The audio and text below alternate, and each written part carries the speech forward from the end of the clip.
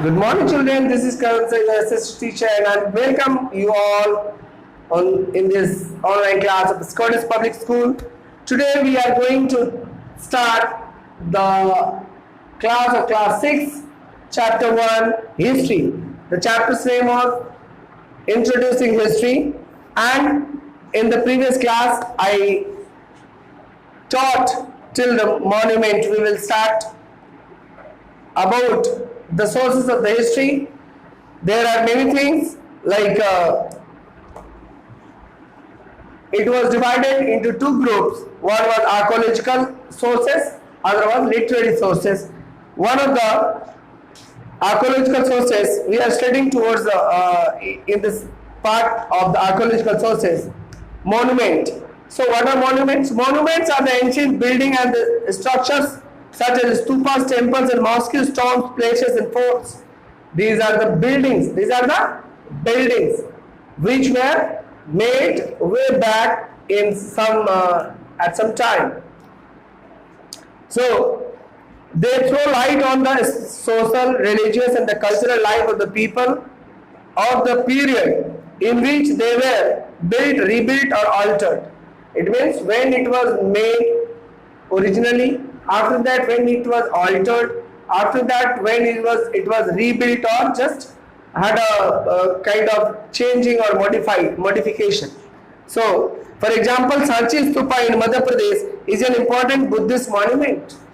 Sanchi Stupa, it is a monument, you can call it a monastery kind of thing, which is related to the Buddhist community or the Buddhism, the people who follow the Buddhism. It is a very important place for them. It is located in Madhya Pradesh. Okay. What happened? The stupa's design and material tells that it was originally built of bricks during Ashoka's time. It means 2300 years ago, it was built by King Ashok or the Samrat Ashok. It was made by bricks.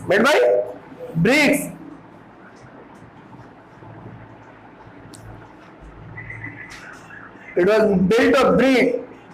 It was expanded and rebuilt with the stones during the Sangha period. When the Sangha period came after the Ashoka, this happened to be rebuilt. An inscription on the southern gate of the stupa informs us that the gate was added by the king Satkarni of Satavahana dynasty. There was a gate which was added to this by the Sat King Satkarni of the Satavahana dynasty. The northern gate and the panels also depict stories from the Jatakas. Jatakas are the collection of stories in the Buddhist religion. They take relevance from those stories. It is a kind of moral stories which teaches some of the important ethics of the Buddhism. Now, artifacts. What are the artifacts? Monuments, we understood that it is it is building which was made in the past. Artifacts including human-made objects such as seals, toys, tools, implements, ornaments and pottery have been found in the various archaeological sites. They tell us about the kind of life of the people lived and their occupation. The artifacts also help us to understand the social setup of that time. What are artifacts, beta? It means all kind of seals. Seals means the stamp seal, coins, tools, or anything that were in use in the past, like 2000 years back, 1000 years back. All the archaeological site. Archaeological site is a place where the excavation is done. When the archaeologists go, they dig the ground, they found something beneath the earth, they try to understand that, they take the clues, they try to decipher the information provided by those things. So this is an archaeological site. So it tells many things about the rulers, about the people who lived, what kind of religious faiths they followed. So this things tells about those things. Inscription means inscriptions are the written records engraved on the stones, pillars, clay or copper tablets, caves and walls of the temples and monuments. Inscription means, suppose that they take a small iron pin and a hammer, they just depict something on the stone, on a piece of stone, so they write on the stone. This happens to be, this is called as inscription. It is written on some pillar, some wall of the cave, some wall of the monument, that may be written on inscription. Other thing is, they provide us names of the kings and their administration. For example, the Ashoka inscription in Allahabad pillar inscription, also known as the Prayaga Prasasti, gives us an insight on the region of Ashoka and Samudragupta. Suppose that in Prayaga Prasasti, we all can see that this gives the information about the Ashokan dynasty, Ashoka's region and Samudragupta's time. Coins. Now coins, everybody know, 5 rupee coins, 10 rupee coins that we use today. The similar kind of coins were made of gold, silver and other copper in the past by the kings. They were issued by the rulers. So the study of the coin is known as the numismatics. What is numismatic? It is the study of the coins. It means there are the numismaticians who study the coins. Since they were made of metals, they survived for many years. They were issued by the kings and merchants. Most coins are stamped with the dates and the images. Therefore, they also provide the valuable personal information about the rulers and the people who issued them. For example, Samudragupta's coin tells us about that he was a good veena player. It means if we will see a coin, suppose that today if we will see the coin, you will see the 3 lines symbol is there given. India is Bharat and India is written on the coin today, and on the back side the value of the coin is written, 5 rupees, 10 rupees, 1 rupees, 2 rupees coin it is given. It means what? It means this coin belongs to India. This is a legal tender in India. Similarly, the coins those were found in the archaeological at the archaeological sites, they tell us about the rulers, what kind of religion they used to follow. And suppose that there was a coin issued by Samudragupta where he was playing a veena. Veena means it is a kind of musical instrument that we can see in the hands of goddess Saraswati. In Saraswati Puja, we can see the goddess Saraswati is sitting with a veena in her heads. That musical instrument is known as veena. So Samudragupta was also a very good veena player. That tells us. Next, literary sources. We have concluded this part of the chapter, archaeological sources. Now we are going towards the literary sources. What are literary sources? Literary, something related to literature or something in the written form. Got my point? Literary resources, the written records of the history are known as the literary resource. These records were written on animal skin, clay tablets, rocks, pillars, walls, wood before the invention of the paper. When, dear students, when there was no pen and paper invented, no ink was invented, this kind of ball pens were not invented, this kind of paper was not invented, then what used to be done? Actually, people used to write it on the walls, write it on the leaves of the big trees, they used to write it on the animal skins, they used to write it on the stone walls, other kind of surfaces they used to write on. So, those things.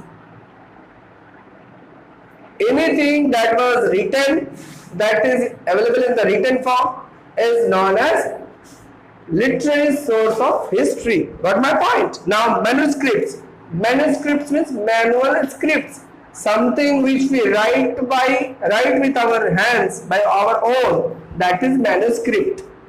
Got my point? If we are writing with a hammer and a pin on the stone, that is inscription. If we are writing with a pen on a paper, it is manuscription. Got my point? The early literary records were handwritten. They are called manuscripts. When the people used to write with a wing of a bird sinking it into the color. They used to write it on the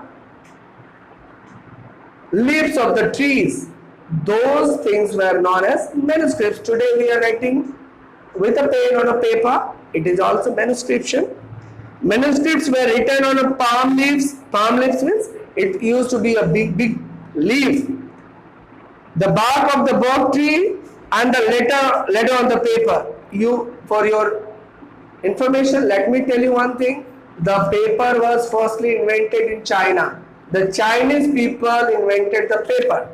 And today also, most of the pen and the ink, the kind of technology we are using for the pens in India also, most of the pen are developed and researched in the foreign countries, like Link pen. If you have heard about the Link brand, Link company, more R&D, it means research and development works are done in Germany.